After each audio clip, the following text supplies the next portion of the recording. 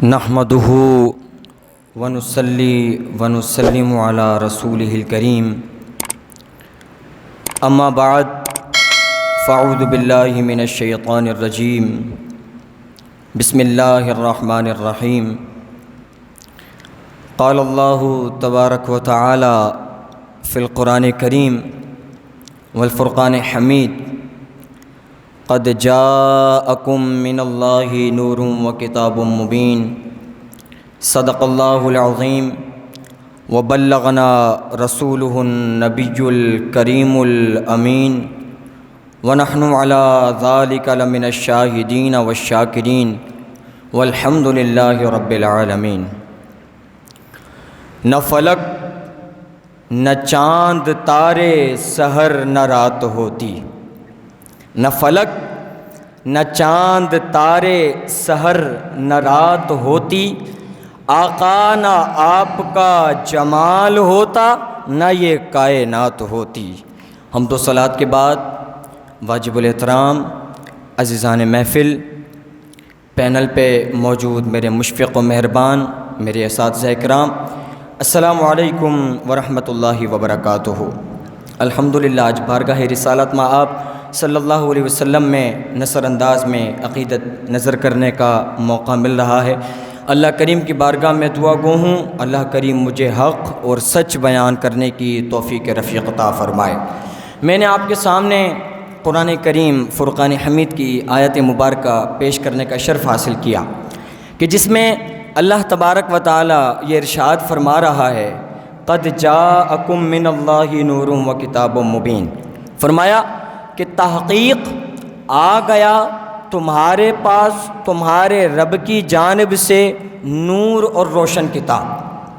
حضرت جابر بن عبداللہ رضی اللہ تعالیٰ عنہ فرماتے ہیں کہ میں نے حضور علیہ السلام کی بارگاہ بکس پناہ میں عرض کی کہ اے اللہ کے نبی علیہ السلام، میرے ماں باپ آپ پر قربان، آپ مجھے بتائیں کہ اللہ تبارک و تعالیٰ نے کائنات میں سب سے پہلے کس چیز کو تخلیق فرمایا؟ تو خود وجہ تخلیق کائنات صلی اللہ علیہ وسلم یہ بات ارشاد فرما رہے ہیں۔ حضور نے فرمایا کہ اے جابر، بے شک اللہ تبارک و تعالی نے کائنات میں سب سے پہلے تیرے نبی کے نور کو اپنے نور سے پیدا فرمایا۔ اور اے جابر، اس وقت نہ لوح و قلم تھا، نہ کرسی تھی، نہ آسمان تھا، نہ زمین تھی، نہ جنت تھی، نہ دوزخ تھی، نہ انسان تھے، نہ جنات تھے۔ اور جب اللہ تبارک و تعالی نے یہ ارادہ فرمایا کہ کائنات کو تخلیق کیا جائے تو اللہ تبارک و تعالی نے اس نور کو 4 حصوں میں تقسیم فرمایا۔ آپ سب کی توجہ چاہتا ہوں، اس نور کو 4 حصوں میں تقسیم فرمایا۔ اس کے پہلے حصے سے اللہ تبارک و تعالی نے قلم کو پیدا فرمایا، دوسرے حصے سے اللہ تبارک و تعالی نے لوح کو پیدا فرمایا، تیسرے حصے سے اللہ تبارک و تعالی نے عرش کو پیدا فرمایا۔ اب لوح کو بھی پیدا فرما دیا، قلم کو بھی پیدا فرما دیا، عرش کو بھی پیدا فرما دیا۔ اب اس نور کا جو چوتھا حصہ تھا، اس چوتھے حصے کی مزید 4 تقسیمات کی گئیں۔ پھر اللہ تبارک و تعالی نے اس کے پہلے حصے سے عرش والے فرشتوں کو مبعوث فرمایا، دوسرے حصے سے کرسی کو پیدا فرمایا، تیسرے حصے سے باقی تمام فرشتے بنائے گئے۔ پھر اس کے چوتھے حصے سے مزید 4 تقسیمات کی گئیں تو اس کے پہلے حصے سے اللہ تبارک و تعالی نے آسمان کو پیدا فرمایا، دوسرے حصے سے اللہ تبارک و تعالی نے زمین کو پیدا فرمایا، اس کے تیسرے حصے سے اللہ تبارک و تعالی نے جنت اور دوزخ کو پیدا فرمایا۔ عزیزان مکرم، حضرت شیخ محدث دہلوی رضی اللہ تعالیٰ عنہ آپ نے بھی یہ بات تعریف فرمائی۔ آپ نے فرمایا کہ خود وجہ تخلیق کائنات صلی اللہ علیہ وسلم نے یہ بات ارشاد فرمائی کہ کائنات میں سب سے پہلے اللہ تبارک و تعالیٰ نے میرے نور کو اپنے نور سے پیدا فرمایا۔ اور تفسیر روح البیان میں موجود حضرت مولا کائنات، مولا مشکل کشا کرم اللہ تعالیٰ وجہ الکریم یہ بات ارشاد فرما رہے ہیں۔ مولا کائنات فرماتے ہیں کہ کنتو بین یدی ربی قبل خلق آدم علیہ السلام ب14,000 عام۔ مولا کائنات فرماتے ہیں کہ حضور یہ بات ارشاد فرما رہے ہیں وجہ تخلیق کائنات صلی اللہ علیہ وسلم یہ بات ارشاد فرما رہے ہیں. کیا فرما رہے ہیں؟ حضور فرما رہے ہیں کہ حضرت آدم علیہ السلام کے تخلیق کرنے کے 14,000 سال پہلے میں اپنے پروردگار کی بارگاہ بے کس پناہ میں نور کی صورت میں موجود تھا. اعلیٰ حضرت بول اٹھے. اعلیٰ حضرت نے کہا کہ تیری نسل پاک میں ہے بچہ نور کا، تو ہے نور عین، تیرا سب گھرانہ نور کا. عزیزان مکرم، میں نے آپ کے سامنے تلاوت قرآن پاک پیش کیا. اللہ نے فرمایا قد جاءکم من اللہ نور و کتاب مبین. مفسرین نے اس لفظ نور کی بڑے والہانہ انداز میں، بڑے کیفیات والے انداز میں تفسیر کی ہے. تو میں سب سے پہلی تفسیر حضرت علامہ محمود آلوسی رحمۃ اللہ علیہ کی کرنے لگا ہوں. حضرت علامہ محمود آلوسی رحمۃ اللہ علیہ فرماتے ہیں، تفسیر روح المعانی میں موجود، فرمایا قد جاءکم من اللہ نور. کون سا نور؟ کہتے ہیں ای عظیم وہو نور الانوار والنبی المختار صلی اللہ علیہ وسلم. کہتے ہیں کہ تحقیق آ گیا تمہارے پاس تمہارے رب کی جانب سے نور. کون سا نور؟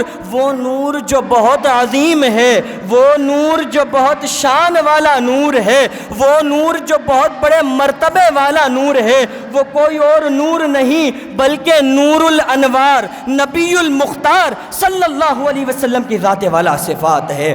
اب دوسری تفسیر میں آپ کے سامنے کرنے لگا ہوں. دوسری تفسیر میں حضرت علامہ امام رازی رحمۃ اللہ تعالیٰ علیہ فرماتے ہیں، آپ بڑا خوب فرماتے ہیں. آپ فرماتے ہیں کہ ان المراد بن نوری محمد صلی اللہ علیہ وسلم، کہ اس نور سے مراد کوئی اور نور نہیں بلکہ آمنہ کے لال، انبیاء کے تاجدار، وجہ تخلیق کائنات صلی اللہ علیہ وسلم کے ذات والا صفات مراد ہے. اب تیسری تفسیر میں کرنے لگا ہوں. تیسری تفسیر حضرت علامہ جلال الدین سیوطی رحمۃ اللہ علیہ اپنے کیفیات والے انداز میں فرماتے ہیں. تفسیر جلالین میں موجود فرماتے ہیں، آپ فرماتے ہیں کہ قد جاءکم من اللہ نور. کون سا نور؟ هو النبی صلی اللہ علیہ وآلہ وسلم. آپ فرماتے ہیں تحقیق آ گیا تمہارے پاس تمہارے رب کی جانب سے نور. کون سا نور؟ وہ نور کہ جس کے صدقے سے اللہ تبارک و تعالی نے آسمان کو تخلیق فرمایا.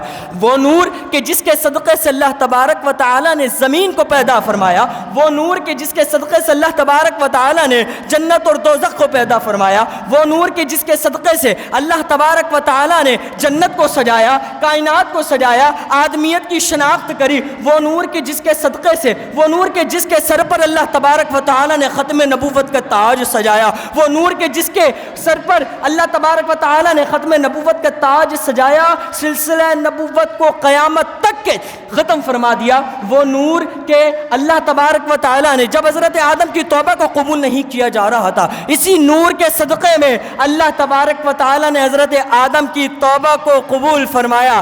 اسی نور کے صدقے سے جب بروز حشر میدان سجے گا، کہیں گے اور نبی، نفسا نفسی کا عالم ہوگا نا، کہیں گے اور نبی اذهبوا الی غیری. اسی نور کے لب پر انا لہا ہوگا. اسی نور کے صدقے سے اللہ تبارک و تعالی نے اپنے آپ کو ظاہر فرمایا. فرمایا لولاک لما خلقت الافلاک. حبیب آپ کو پیدا کرنا مقصود نہ ہوتا، میں آسمان نہ بناتا، میں چاند نہ بناتا، میں ستارے نہ بناتا، میں کائنات نہ سجاتا، میں جنت نہ بناتا، میں لوح و قلم نہ بناتا، میں انبیاء مبعوث نہ فرماتا، میں فرشتے پیدا نہ فرماتا، میں کائنات نہ سجاتا، میں آدمیت کی شناخت نہ کرتا.